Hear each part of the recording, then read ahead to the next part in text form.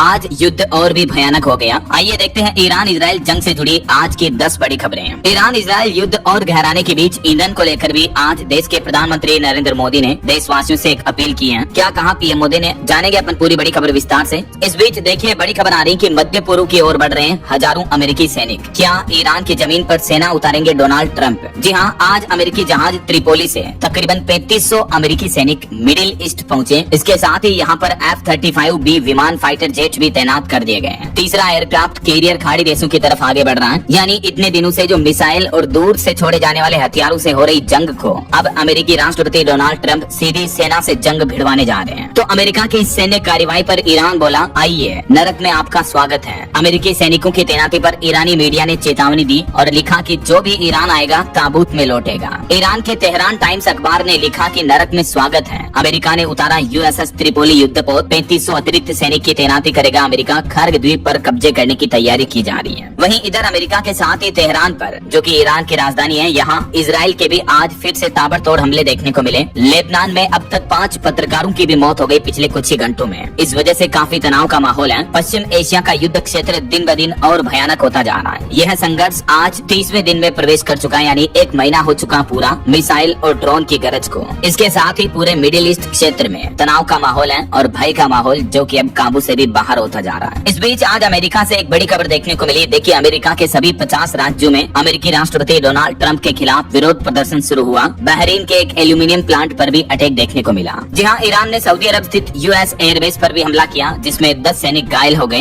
और अभी एक दिन पहले आपको पता होगा ईरान ने दुबई में भी US ठिकानों पर हमला किया था। यहाँ भी 500 अमेरिकी सैनिकों को निशाना बनाया गया। तो UAE, दुबई, सऊदी अरब समेत कई देशों में जहाँ जहाँ भी अमेरिका के सैन्य अड्डे बने हुए हैं, वहाँ ईरान अब हमले कर रहा है। कई सैन्य उपकरण भी नुकसान हुए हैं। इस वजह से अब तक 300 से ज्यादा अमेरिकी सैनिक के घायल होने की भी खबर है। इस बीच अमेरिका ने आज नए एयरक्राफ्ट कैरियर तैनात करना भी शुरू कर दिया है। और पूर्व भारतीय डिप्लोमेट्स ने भी एक चेतावनी दी। कहा कि जंग खत्म होने के संकेत नहीं दिख रहे हैं। मिडिल ईस्ट में जारी जंग के खत्म होने को लेकर अभी भी अनिश्चितता बनी हुई है। भारत के पूर्व राजनयिक KP फेबियन का ये कहना है कि ये संघर्ष जल्द खत्म नहीं हो सकता है। इस बीच अमेरिका के राष्ट्रपति डोनाल्ड ट्रंप के खिलाफ आज लाखों लोग सड़कों पर उतर आए। अमेरिका के 50 राज्यों में विरोध प्रदर्शन देखने को मिला। नो किंग्स आंदोलन के तहत पूरे अमेरिका में हजारों लाखों लोग सड़कों पर आ गए। आयोजकों के मुताबिक सभी 50 राज्यों में 3200 से ज्यादा जगहों पर विरोध प्रदर्शन किया गया, क्योंकि ट्रंप जो दुनिया भर के देशों पर हमला कर रहे हैं, उल्टे सीधे फैसले ले रहे हैं। इस वजह से अमेरिकी नागरिकों को भी काफी परेशानी हो रही है। वहाँ भी महंगाई बढ़ रही है, वहाँ भी हालात खराब हो रहे हैं। यही वजह है कि लोग विरोध प्रदर्शन करने में जुट चुके हैं। अब ट्रंप की नीतियों और ईरान युद्ध के खिलाफ अमेरिका से लेकर यूरोप तक भारी विरोध देखने को मिल रहा है। न सिर्फ अमेरिका में बल्कि दुनिया के कई देशों में लाखों लोग सड़कों पर उतर आए। अमेरिका में राष्ट्रपति डोनाल्ड ट्रंप की नीतियों के खिलाफ नो किंग्स प्रोटेस्ट हुआ, जिसमें US के सभी 50 राज्यों के साथ साथ लंदन, पेरिस और रोम जैसे शहरों में भी लाखों लोगों ने प्रदर्शन करके अपना विरोध दर्ज कराया। और इस विरोध के पीछे केवल युद्ध ही नहीं है कारण, बल्कि और भी कई अन्य सामाजिक और आर्थिक मुद्दों को भी उठाया गया, क्योंकि युद्ध की वजह से दुनिया भर के कई देशों में महंगाई बढ़ रही है। ट्रांसजेंडर के अधिकारों और मानवाधिकार कार्यकर्ताओं ने बैनर और पोस्टर लहराए। ये तस्वीरें आप देख सकते हैं। और इस बीच बड़ी खबर आ रही कि युद्ध में सब कुछ तबाह हो रहा है। तेहरान यूनिवर्सिटी पे हमले के बाद अब तनाव का माहौल और बढ़ गया। तेल और ऊर्जा के बाद विश्वविद्यालय, स्कूल, कॉलेज, यूनिवर्सिटियों को भी निशाने पर लिया जा रहा है, यानी इन जगहों पर भी हमले किए जा रहे हैं। पश्चिम एशिया में जारी तनाव के बीच ईरान के Islamic revolutionary guard corps IRGC ने अमेरिका और इजराइल से जुड़े विश्वविद्यालयों को लेकर बड़ा सख्त बयान जारी किया है। IRGC ने चेतावनी दी कि उनके क्षेत्र में स्थित अमेरिकी और इजराइल यूनिवर्सिटी भी अब वैध निशाना बन सकते हैं, यानी वो इन यूनिवर्सिटी कॉलेजों पर भी हमला कर सकते हैं। ईरान ने साफ साफ चेतावनी दे दी कि अमेरिका के और इजराइल के जहाँ भी दूसरे देशों में भी कॉलेज, यूनिवर्सिटी बने हुए हैं, उन पर भी वो हमला करेंगे। और वहीं देखिए बड़ी खबर दोस्तों, खाड़ी देशों में चल रही युद्ध की मार का असर हमारे भारत के भी किसानों पर पड़ रहा है, क्योंकि खाड़ी देशों में नहीं भेज पा रहे हैं उत्तर प्रदेश, पूर्वांचल की सब्जियां। लाखों का नुकसान हो रहा है, क्योंकि यहाँ से संयुक्त अरब अमीरात के शारजाह, कतर, बहरीन जैसे खाड़ी देशों में सब्जियों का एक्सपोर्ट होता है, लेकिन सब्जियों का निर्यात ठप होने से किसानों की परेशानियां बढ़ गई है। 1 महीने से निर्यात बंद होने के कारण कारोबार टूटा हुआ है। वाराणसी एयरपोर्ट से भी कई उड़ानें रद्द हैं। और अगली बड़ी खबर देखिए, ईरान जंग पर पाकिस्तान ने 3 देशों के साथ मीटिंग शुरू कर दी। सऊदी, तुर्की और मिस्र के विदेश मंत्री पाकिस्तान के इस्लामाबाद पहुंचे।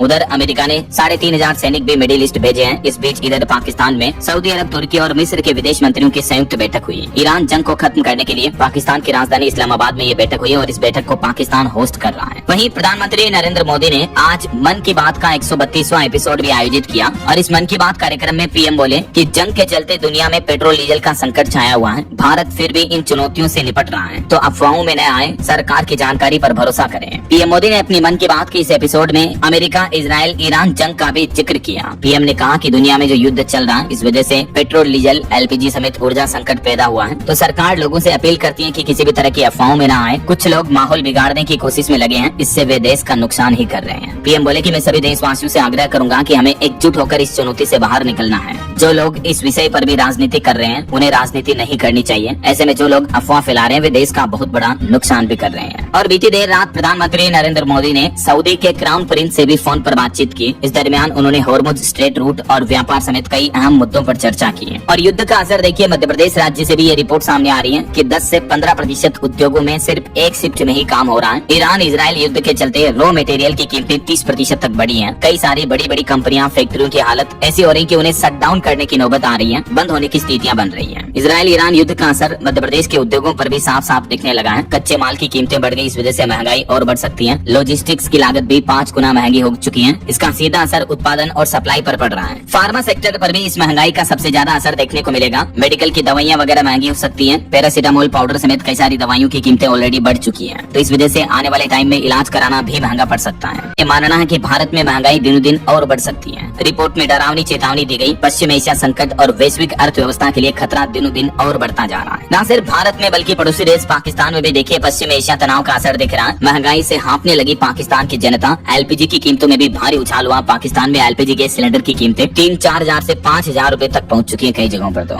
इस बीच खबर है, ईरान ने युद्ध खत्म करने के लिए अब एक नई मांग रखी है अमेरिका के सामने, जो कि ईरान देश को मालामाल कर सकती है। अरबों डॉलर की कमाई होगी। दरअसल ईरान की सबसे पहली मांग तो ये है कि हॉर्मुज रूट को ईरान छोड़ना नहीं चाहता है, और दूसरा, हॉर्मुज रूट पर अब टैक्स वसूला जाएगा टोल टैक्स की तरह। यहाँ से गुजरने वाले जो बड़े बड़े जहाज होंगे, उनको टोल देना अनिवार्य होगा। ये प्रमुख मांग पे रखी है अमेरिका के सामने ईरान ने। वैसे अभी भी हॉर्मुज स्ट्रेट पर ईरान पहरा बनाए हुए है। भारत समेत कुछ मित्र देशों के जहाजों को छूट दी जा रही है। लेकिन ऐसे में सवाल ये कि क्या अभी यहाँ से टोल वसूला जा रहा है? तो फिलहाल तो टोल वसूला नहीं जा रहा, लेकिन ईरान के संसद भवन में इस टोल वसूली के मुद्दे को लेकर समर्थन बना, और जल्द ही हॉर्मुज रूट से गुजरने वाले सभी जहाजों को अब यहाँ से चार्ज देना पड़ेगा। हॉर्मुज रूट के दोनों ओर तकरीबन 2000 जहाज हरी झंडी मिलने का इंतजार कर रहे हैं, फंसे भी हैं दुनिया भर के अलग अलग देशों से। और इधर डोनाल्ड ट्रंप का प्लान है हॉर्मुज रूट को अपने कब्जे में ले लिया जाए। अमेरिका इस पर कब्जा करना चाहता है। बीते दिन तो उन्होंने इसे स्ट्रेट ऑफ ट्रंप भी कहा था। उसके बाद उनका ये बयान भी काफी चर्चा का मुद्दा बना हुआ है। और ईरान जंग के बीच क्यूबा पर भी कब्जा करने की बात कह चुके हैं ट्रंप एक बार फिर से। वो बोले कि क्यूबा पर कब्जा करने के लिए हम अपनी अमेरिकी सेना का भी इस्तेमाल कर सकते हैं। इन युद्ध के हालातों के बीच भारतीय रिजर्व बैंक आरबीआई ने भी एक बड़ा फैसला लिया। हमारे देश में अब बैंक अपने पास $100 मिलियन से ज्यादा नहीं रख सकेंगे। रुपये में लगातार हो रही गिरावट को रोकने के लिए आरबीआई ने देश भर के सभी सरकारी और प्राइवेट बैंकों को ये निर्देश दिया है। और रिजर्व बैंक के इस फैसले से